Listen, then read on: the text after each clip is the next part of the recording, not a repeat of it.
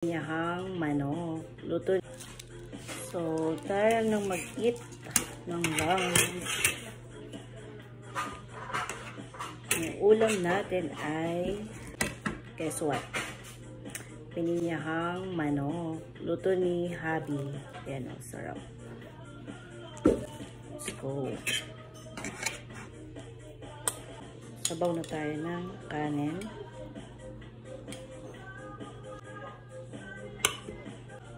Patatas. Siyempre, pinya. Kuha na tayo ng pinya. Tara. Pakpak. Isa sa favorite part ko ng manok. Ayan. Kuha rin pala tayo ng carrots. So, tara, let's eat. Thank you, Lord.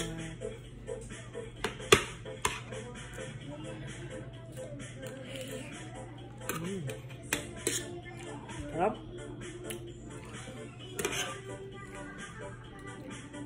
Ay, ulam. Pininyahan. Ngayon, sarap. Sino nagluto? Papa lang. Tingin pa ang pinya. Sayang, bawal ako sa pinya. Lalo naman tapos ko. Anak, pag ganyan naman, masarap na yan.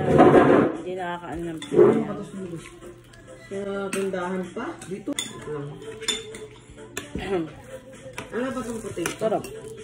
Ay, ito sa akin. Ay, no, potato yan. Lahat ba? Ang sarap naman. Sarap na. Rinok lang. Sarap. Man, sarap ng pinya. Pinya. May lasang sopas yun. Sarap. Sarap You na. like it?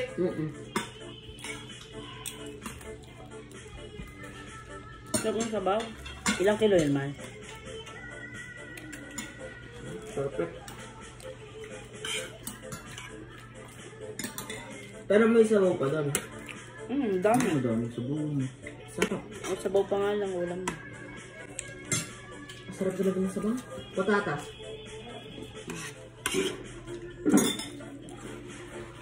Tama yung patatas.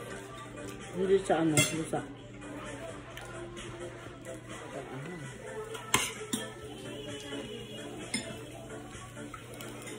Sarap talaga ng sabaw.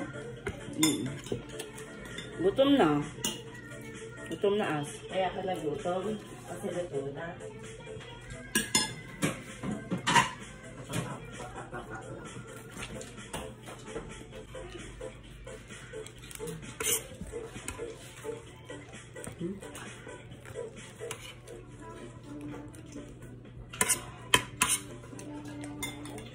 Ano ba yung patis? Gusto.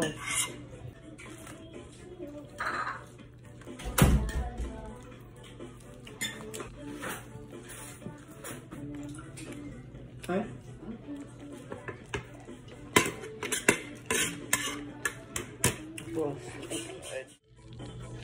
Ayun, after kain, likpit na pinagkainan.